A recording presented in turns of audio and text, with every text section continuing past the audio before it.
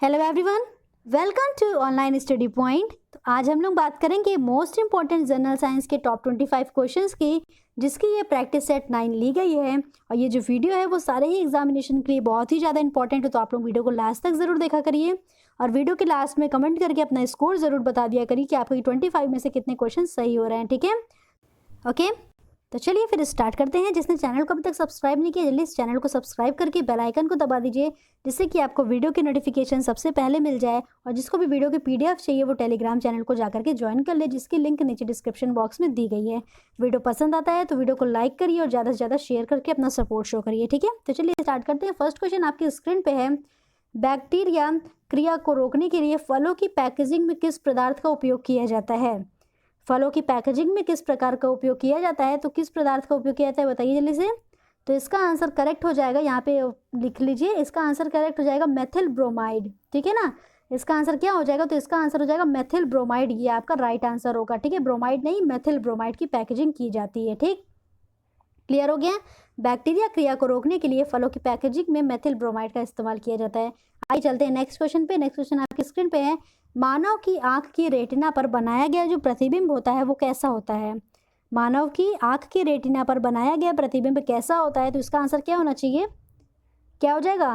तो इसका answer correct हो जाएगा ऑप्शन सी, यानी कि वास्तविक एवं उल्टा। ठीक है, वास्तविक एवं उल्टा। जैसा कि आप लोगों को डायग्राम पे दिख रहा होगा, इधर एक पेड़ की इमेज दी गई है, वो इस तरह से रखा हुआ है। ठीक है, और यहाँ पे जो बन रहा है वो इस तरह से बन रहा है, तो वास्तविक और उल्टा हो जाएगा इसका इमेज। ठीक है, मनुष्य की जो आँख की रेटिना पे बनाए गए प्रतिबिंब होता है वो वास्तविक और उल्टा बनता है। आइए चलते हैं नेक्स्ट क्वेश्चन पे। नेक्स्ट क्वेश्चन आपकी स्क्रीन पे है। जब पानी को 0 डिग्री सेल्सियस से 10 डिग्री तक गर्म किया जाएगा तो इसका आयतन क्या होगा? जल्दी से बताइए। जैसा कि आपको डायग्राम में दिख रहा होगा, तो इसका आयतन क्या हो जाएगा? तो इसका आयतन पहले घटेगा और फिर उसके बाद 4 डिग्री पे सबसे कम हो जाएगा और उसके बाद फिर बढ़ने लगेगा। ठीक है, तो इसका आंसर करेक्ट हो जाएगा ऑप्शन डी, यानी कि पहले घटता है और तब बढ़ता है। तभी आप लोगों को ये क्वेश्चन भी क्लियर होगा यहाँ से कि 4 डिग्री सेल्सियस पर पानी का जो आयतन होता है वो सबसे कम होता है। इस वजह से 4 डिग्री सेल्सियस पर पानी का जो घनत्व होता है वो सबसे अधिक होता है। 4 डिग्री सेल्सियस पर पानी का घनत्व सबसे ज़्यादा होता है। ठीक है, इस क्वेश्चन को जरूर याद रखिएगा, बहुत पूछा जाता है। ओके, तो क्वेश्चन 4 अब आपकी स्क्रीन पे है। क्वेश्चन 4 को पढ़िए, क्या है? कोशिका गतिविधियां नियंत्रित की जाती हैं। आपको 4 ऑप्शन दिए गए हैं, आपको बताना है कि कोशिका गतिविधियां किसके द्वारा नियंत्रित की जाती हैं। तो इसका आंसर करेक्ट हो जाएगा ऑप्शन डी, यानी कि न्यूक्लियस के द्वारा कोशिका की गतिविधि नियंत्रित की जाती है। जैसे कि आप ये न्यूक्लियस का डायग्राम देख रहे होगे, पूरी सेल का डायग्राम है ये, और बीच में यहाँ पे क्या है, न्यूक्लियस पाया जाता है। इसी के द्वारा कोशिका की गतिविधियां नियंत्रित की जाती हैं। ठीक है, तो चलिए चलते हैं नेक्स्ट क्वेश्चन पे। इसके पहले आप इसका एक्सप्लेनेशन देख लीजिए। कोशिका की गतिविधि पर नियंत्रण केंद्रक जो होता है वो केंद्रक द्वारा होता है, यानी कि न्यूक्लियस द्वारा होता है। और यह कोशिका का महत्वपूर्ण कोशिकांग है। कोशिकाओं के जितने अंग होते हैं उसको बोलते हैं कोशिकांग। ठीक है, तो इन केंद्रक जो है वो काफी महत्वपूर्ण कोशिकांग होता है। क्वेश्चन 5 को पढ़िए। क्वेश्चन 5 क्या है? किसी घड़ी के लोलक की लंबाई बढ़ाए जाने पर क्या हो जाता है? 4 ऑप्शन आपको दिए, इसको बताइए, फिर हम इसको एक्सप्लेन कर देते हैं अच्छे से। बताइए इसमें क्या करेक्ट होना चाहिए। तो इसका आंसर करेक्ट हो जाएगा ऑप्शन ए, यानी कि अवधि बढ़ती है और घड़ी पीछे हो जाती है। अगर हम घड़ी के लोलक की लंबाई बढ़ाएंगे तो उसकी अवधि जो होती है वो भी क्या होगा, बढ़ जाएगा। ठीक है, इस किस फॉर्मूले से? तो T = 2 पाई अंडर रूट में L/G, ये सबने सुना होगा। ये नेक्स्ट पेज पे इसको एक्सप्लेन करके बताते हैं। देखिए क्या है, किसी घड़ी के लोलक की लंबाई बढ़ाए जाने पर अवधि बढ़ती है, क्योंकि T जो होता है वो डायरेक्टली प्रोपोर्शनल होता है V/L के, और घड़ी सुस्त हो जाने के कारण पीछे हो जाती है। ठीक है, एक ये फॉर्मूला भी ध्यान रखिएगा और एक ये फॉर्मूला भी ध्यान रखिए। T = 2 पाई अंडर रूट में L/G। ठीक है, तो लंबाई अगर बढ़ेगी तो टाइम पीरियड जो होगा, यानी कि अवधि जो होगी वो अपने आप बढ़ जाएगी। क्लियर हो गया यहाँ तक?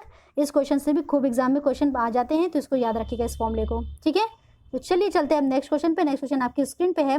वनस्पति कोशिका तथा प्राणी कोशिका का अंतर किसकी उपस्थिति से स्पष्ट होता है? बहुत ही इंपॉर्टेंट क्वेश्चन, बार बार पूछा जाता है एग्जाम में, इसको याद करके रख लीजिए एकदम से। देखिए, आपको एनिमल सेल का भी डायग्राम यहाँ पे दिख रहा है और ये प्लांट सेल का भी डायग्राम है। इन दोनों डायग्राम में से आप लोग देखिए कौन सी इसमें नहीं है।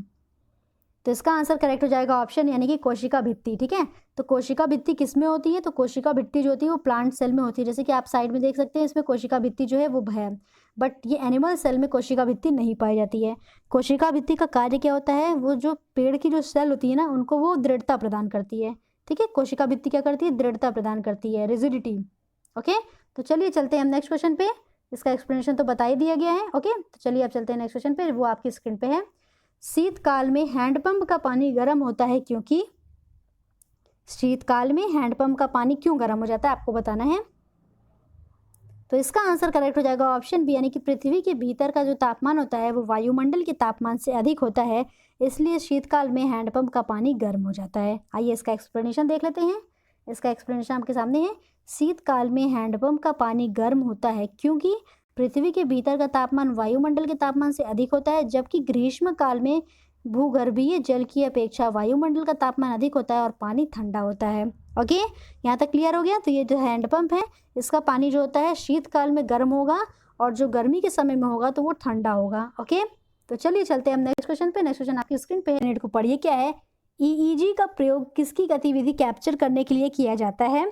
जैसा कि आपको यहाँ पे डायग्राम में शो हो ही रहा होगा, तो इसका आंसर क्या करेक्ट हो जाएगा। इसका आंसर करेक्ट है ऑप्शन सी, यानी कि ईईजी का प्रयोग दिमाग की गतिविधियों को नियंत्रित करने के लिए या कैप्चर करने के लिए किया जाता है। ठीक है, आइए इसका एक्सप्लेनेशन देख लीजिए। फुल फॉर्म देखिए क्या है। ईईजी का फुल फॉर्म यहाँ पे आपको दिया है इलेक्ट्रोएन्सेफेलोग्राफी, और ईसीजी का क्या होता है, इलेक्ट्रोकार्डियोग्राम। ठीक है, यहाँ तक क्लियर हो गया। तो चलिए चलते हैं नेक्स्ट क्वेश्चन पे। नेक्स्ट क्वेश्चन आपकी स्क्रीन पे है। निम्नलिखित में से कौन सा अम्ल पेट के जीवाणुओं का नाश करता है। पेट के जीवाणुओं का कौन सा अम्ल नाश करेगा। बहुत ही इंपॉर्टेंट क्वेश्चन, जल्दी से बताइए इसका आंसर क्या हो जाएगा। तो इसका आंसर करेक्ट हो जाएगा ऑप्शन बी, यानी कि HCl हाइड्रोक्लोरिक अम्ल। ठीक है, तो आइए देखते हैं फिर। हाइड्रोक्लोरिक एसिड पेट के जीवाणुओं को नाश करता है। मानव शरीर में यह कहाँ पाया जाएगा, तो यह आमाशय में पाई जाने वाली छोटी छोटी कोशिकाओं ग्रंथियों से स्रावित होता है, और इन ग्रंथि की कोशिकाओं को क्या कहते हैं, तो ऑक्जेंटिक सेल भी कहते हैं। ओके, क्या कहते हैं, ऑक्जेंटिक सेल कहते हैं। और ये कहाँ से स्रावित होता है HCl, तो आमाशय में पाई जाने वाली छोटी छोटी ग्रंथियों से स्रावित होता है।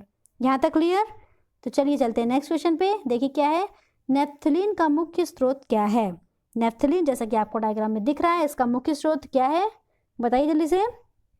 तो इसका आंसर करेक्ट है कोल तार। कोल तार जो है वो नेफ्थलीन का क्या है, मुख्य स्रोत है।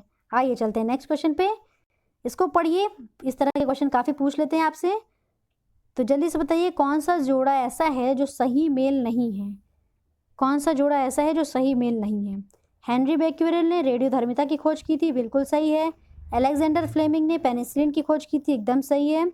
विलियम हार्वे ने रक्त परिसंचरण तंत्र की खोज की थी, ये भी एकदम करेक्ट है। यहाँ पे ये गलत है, लुईस पास्चर ने रक्त समूह की खोज नहीं की थी, जबकि लुई पास्चर ने खोज की थी किसके, रेबीज के टीके की। किसकी खोज की थी, रेबीज के टीके की। ओके, तो आइए देख लीजिए इसका करेक्ट ऑप्शन क्या है। लुईस पास्चर ने खोज की थी रेबीज के टीके की, ना कि रक्त समूह की। ओके, तो चलिए चलते हैं नेक्स्ट क्वेश्चन पे। नेक्स्ट क्वेश्चन आपकी स्क्रीन पे है। फेफड़ों के आवरण को क्या कहा जाता है। फेफड़े के आवरण को क्या कहा जाता है, तो इसका आंसर करेक्ट हो जाएगा ऑप्शन सी, यानी कि फुसफुस झिल्ली। ठीक है, जब आपको पल्मोनरी झिल्ली ऑप्शन में नहीं दी गई होगी तो आपको करेक्ट कर देना है क्या, आउटर प्लोरा। ये भी इसका आंसर करेक्ट हो जाएगा। आउटर प्लोरा को भी फेफड़ों के आवरण के रूप में, बस की बाह्य झिल्ली जो होती है ना, तो वो होता है आउटर प्लोरा। ठीक है, ओके, तो चलिए अब चलते हैं नेक्स्ट क्वेश्चन पे। नेक्स्ट क्वेश्चन आपकी स्क्रीन पे है। बाह्यतम कोश में उपस्थित इलेक्ट्रॉनों की संख्या को क्या कहा जाता है, बताइए। यहाँ पे इसका इंग्लिश तो नाम लिखा हुआ है, इंग्लिश नाम से हिंदी नाम में बताइए क्या हो जाएगा इसका आंसर करेक्ट। तो इसका आंसर हो जाएगा संयोजक इलेक्ट्रॉन, यानी कि वैलेंस इलेक्ट्रॉन। ठीक है, संयोजक इलेक्ट्रॉन यानी कि वैलेंस इलेक्ट्रॉन। जो आउटर कोश में इलेक्ट्रॉन होते हैं ना, बाह्यतम कोश में यानी कि आउटर सेल में, तो जो आउटर कोश में इलेक्ट्रॉन्स होते हैं उनको हम लोग बोलते हैं वैलेंस इलेक्ट्रॉन। ठीक है, outer shell is called the valence shell, electron is in the outer shell are called valence electrons. Clear हो गया। तो चलिए चलते हैं नेक्स्ट क्वेश्चन पे, इसको दोबारा से देख लीजिए।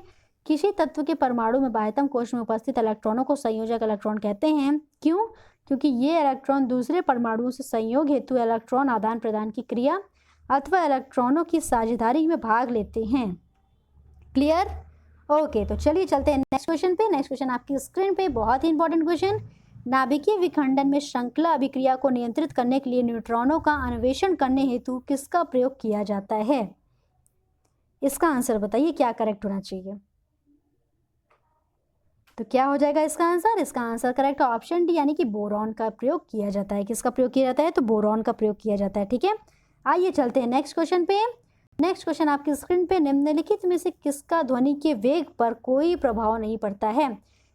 दाब, आर्द्रता, तापमान, घनत्व, 4 ऑप्शन दिए गए हैं। बताइए इनमें से किस पे प्रभाव नहीं पड़ेगा ध्वनि के वेग पर।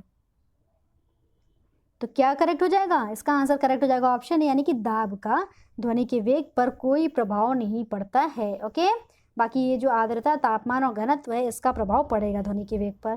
क्लियर? ओके, तो चलिए अब देख लेते हैं इसका एक्सप्लेनेशन। इसका एक्सप्लेनेशन देखिए क्या है। The amount of water vapour in air influences density. Water vapour is relatively compare to the diatomic oxygen and diatomic nitrogen and the dominant component in the air. Okay, यहाँ तक clear हो गया। जो water vapour यानी कि जलवाष्प होता है वो एयर की डेंसिटी को क्या करता है? इन्फ्लुएंस कर देता है।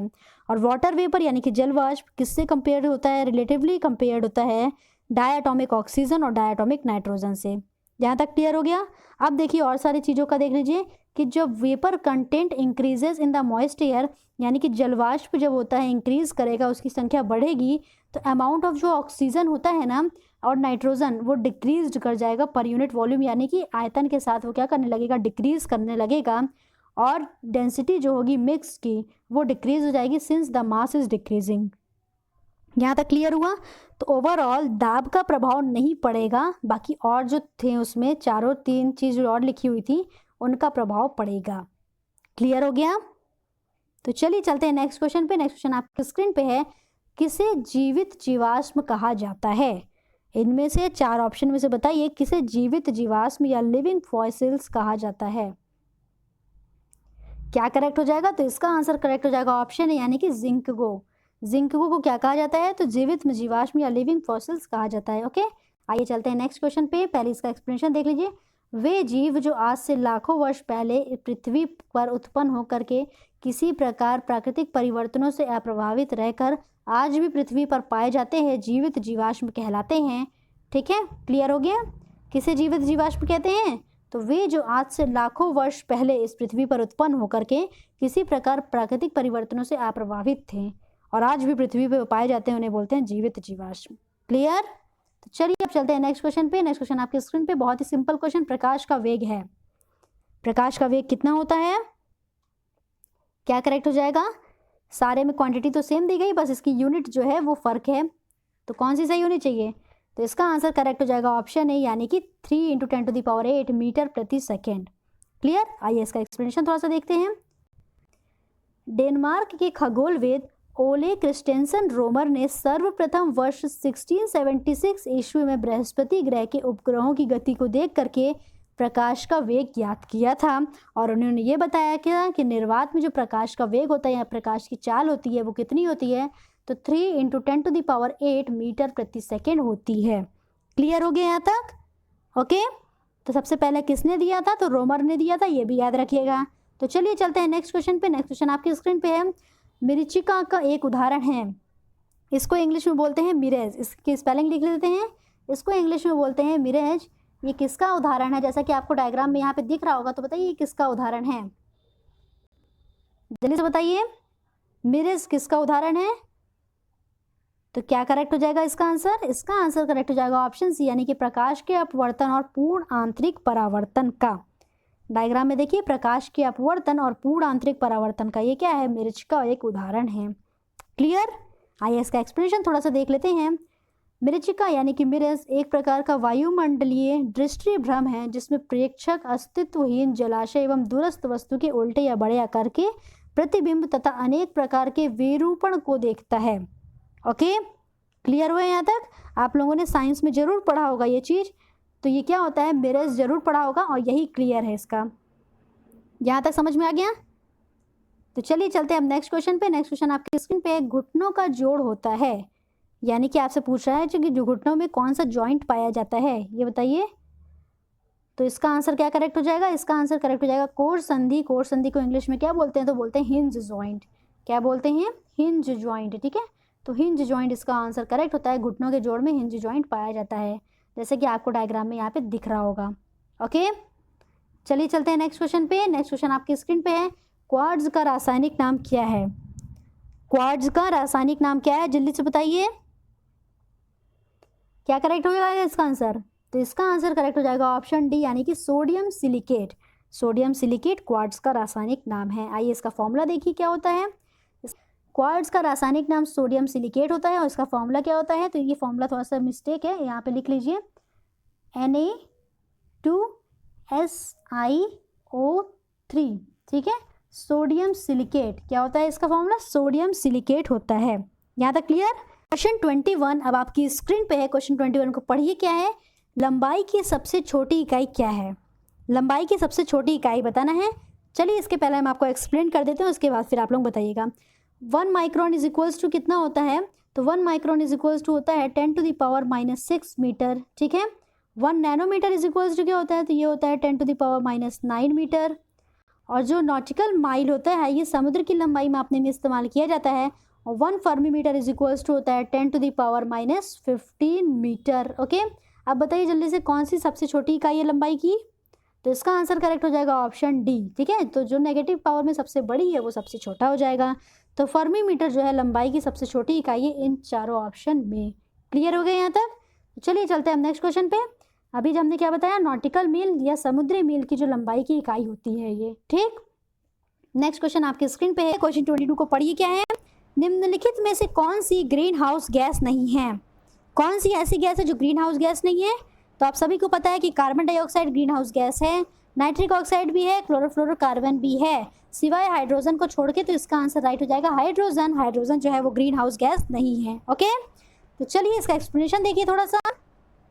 ग्रीन हाउस गैस में प्रमुख रूप से carbon dioxide, methane, chlorofluorocarbon, nitric oxide तथा जलवाष्प होती है, जिसमें कि कार्बन डाइऑक्साइड का प्रतिशत कितना होता है? तो ये 60%, मीथेन जो होती है वो 20%, नाइट्रस ऑक्साइड 6% और क्लोरोफ्लोरोकार्बन 14% होता है। और क्वेश्चन एक पूछा जाता है कि क्लोरोफ्लोरोकार्बन जो होता है वो सबसे ज़्यादा कहाँ से मतलब आता है?